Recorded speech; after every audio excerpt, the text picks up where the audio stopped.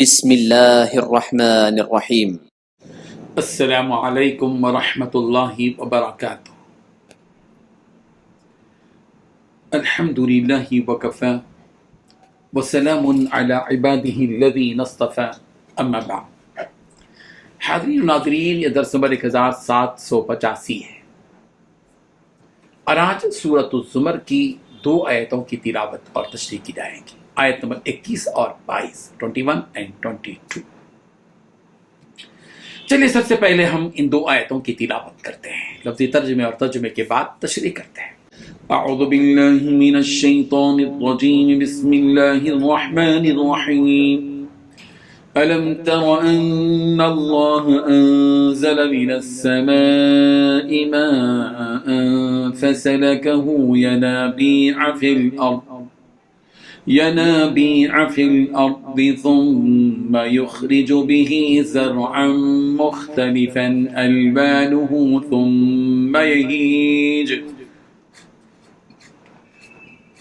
ثم يهيج فتراه مصفرا ثم يجعله حطاما إن في ذلك لذكرى لأولي الألباب أفمن شرح الله صدره للإسلام فهو على نور من ربه فويل للقاسية قلوبهم من ذكر الله أولئك في ضلال مبين صدق الله العظيم۔ لفظی ترجمہ یوں ہے، علم ترا، کیا آپ نے نہیں دیکھا، ان اللہ، کہ بے شک اللہ ہی نے، انزلہ، نازل کیا، من السمائی، آسمان سے، ماء، پانی، فسلکہ، پھر اس کو داخل کیا، ینابیع فی الارض، زمین کے چشموں میں، ثم، پھر یخرج، وہ نکالتا ہے، بھی، اس کے ذریعے سے، زرعن، کھیتی، مختلفاً، جبکہ مختلف ہوتے ہیں، الوان، اس کے رنگ، ثم، پھر یہی جو وہ خشک ہو جاتی ہے، فتراہ، پھر آپ دیکھتے ہیں اس کو، مصفرن، زرد شدہ، ثم، پھر یجعلہ، وہ اس کو کر دیتا ہے، حطاما، ریزہ ریزہ، ان فی ذالک، بے شک اس میں، لذکرہ، البتہ نصیحت ہے، لأولی الالباب، اہل عقل کے لیے، افمن، کیا پھر جو شخص کے، شرح اللہ، کھول دیا اللہ نے، صدرہ، اس کا سینہ، للاسلام، اسلام کے لیے، فہوا، اور وہ، علی نورین، روشنی پر، من ربہ، اپنے رب کی طرف سے، وویل، تو ہلاکت ہے، للقاسیۃ، ان کے لیے کہ سخت ہیں، قلوبہم، ان کے دل، من ذکر اللہ، اللہ کی یاد سے، اولئک، یہی لوگ ہیں، فی ضلال مبین، صریح گمراہی میں۔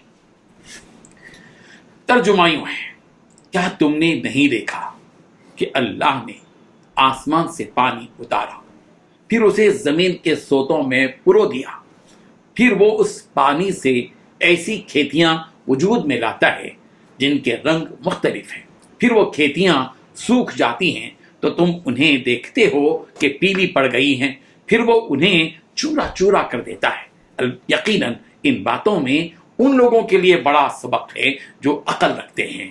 بھلا کیا وہ شخص جس کا سینہ اللہ نے اسلام کے لیے کھول دیا ہو، جس کے نتیجے میں وہ اپنے پروردگار کی عطا کی بھی روشنی میں آ چکا ہو، سنگ دل لوگوں کے وہ برابر ہو سکتا ہے؟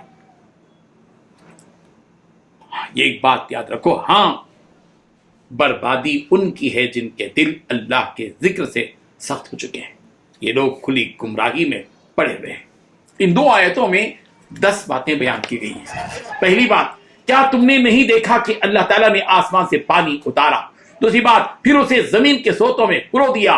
تیسری بات، پھر وہ اس پانی سے ایسی کھیتیاں وجود میں لاتا ہے جن کے رنگ مختلف ہیں۔ چوتھی بات، پھر وہ کھیتیاں سوکھ جاتی ہیں تو تم انہیں دیکھتے ہو کہ پیلی پڑ گئی ہے۔ پانچویں بات، پھر وہ انہیں چورا چورا کر دیتا ہے۔ چھٹی بات، یقیناً ان باتوں میں ان لوگوں کے لیے بڑا سبق ہے جو عقل رکھتے ہیں۔ ساتھی بات، بھلا کیا وہ شخص جس کا سینہ اللہ نے اسلام کے لیے کھول دیا ہے۔ آٹھویں بات، جس کے نتیجے میں وہ اپنے پروردگار کی عطا کی بھی روشنی میں آ چکا ہے۔ نویں بات، ہاں، بربادی ان کی ہے جن کے دل اللہ کے ذکر سے سخت ہو چکے ہیں۔ 10ویں بات، یہ لوگ کھلی گمراہی میں پڑے ہوئے ہیں۔ بزرگان محترم، اللہ تبارک و تعالیٰ فرما رہے ہیں کہ اے پیغمبر، آپ نے اور تمام انسانوں نے یہ نہیں دیکھا کہ اللہ تعالیٰ نے بادلوں کے ذریعے اس زمین پر پانی اتارا، کہ اس پانی کو اللہ تعالیٰ نے زمین کی تہ میں اتار دیا، پھر اس برسائے ہوئے پانی کے ذریعے اللہ تعالیٰ نے زمین کی خاک سے، زمین کی مٹی سے درخت، کھیتیاں اگائے، جن کے رنگ بھی الگ الگ، مزہ بھی الگ الگ، تاثیر بھی الگ الگ، تاکہ یہ تمہاری اور تمہارے جانوروں کے کھانے کے کام آئیں اور تم ان سے اپنی غذا حاصل کرو۔ پھر یہ ہری بھری کھیتیاں، یہ گھاس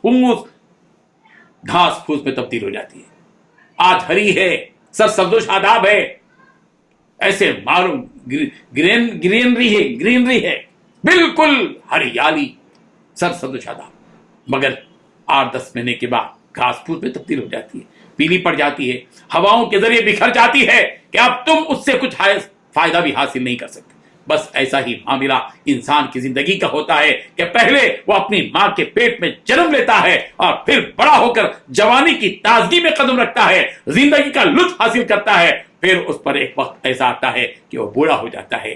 بس یہ دنیا اتنی ہی ہے، اس سے آگے کچھ نہیں۔ تو جو انسان عقل مند ہوتا ہے وہ اس سے سبق حاصل کرتا ہے اور اس مختصر سی دنیا کو چھوڑ کر وہ آخرت کی زندگی کو ترجیح دیتا ہے اور اس کے لیے محنت کرتا ہے۔ اللہ تعالیٰ نے فرمایا اس مثال میں عقل مندوں کے لیے بڑی نصیحت ہے۔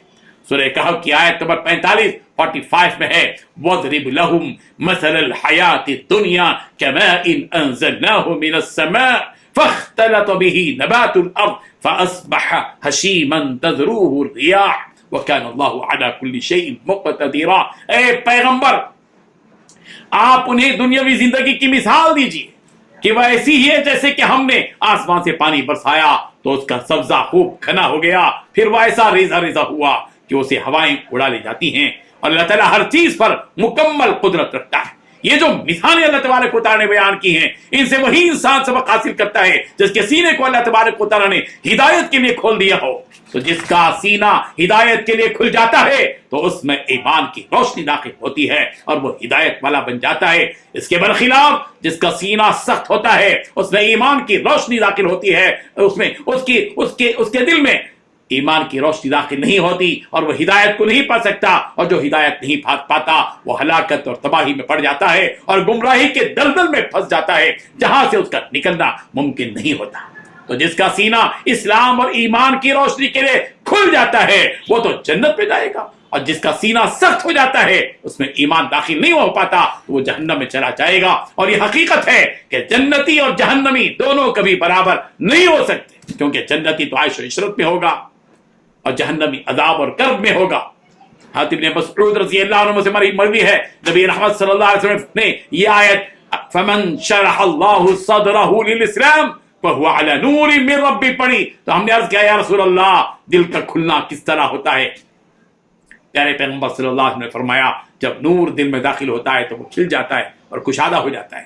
پھر ہم نے عرض کیا یا رسول اللہ اس کیفیت کی نشانی کیا ہے، یعنی ہمیں کیسے معلوم ہو کہ ہمارے دل میں نور داخل ہو گیا ہے؟ تو آپ علیہ الصلوۃ والتسلیم نے فرمایا آخرت کی جانب رجوع کرنا اور دھوکے والی دنیاوی زندگی سے کنارہ کشی اختیار کرنا اور موت سے پہلے موت کی تیاری کرنا، یہی نشانی ہے۔ حضرت عبداللہ بن عمر رضی اللہ عنہما سے مروی ہے کہ رسول اللہ صلی اللہ علیہ وسلم نے فرمایا بغیر اللہ کے ذکر سے زیادہ بات مت کرو، اللہ کے ذکر کے بغیر زیادہ باتیں مت کرو، کیونکہ بغیر اللہ کے ذکر کے زیادہ گفتگو کرنا دل کو سخت بنا دیتا ہے، اور اللہ سے سب سے دور وہ شخص ہوگا جو سب سے زیادہ سخت دل ہوگا۔ لہذا ہمیں بھی دیکھتے رہنا چاہیے کہ ہمارے دل میں ایمان کا نور مکمل داخل ہوا ہے یا نہیں۔ اللہ تعالی ہم سب کو اس نور سے بھر دے اور ہم سب کے دلوں کو اس نور سے بھر دے جس نور کی پروردگار کے پاس بڑی اہمیت اور بڑی قدر و قیمت ہے۔ اللہ تعالی ہم سب کو عمل کی توفیق عطا فرمائے، آمین۔ وآخر دعوانا الحمد للہ رب العالمین۔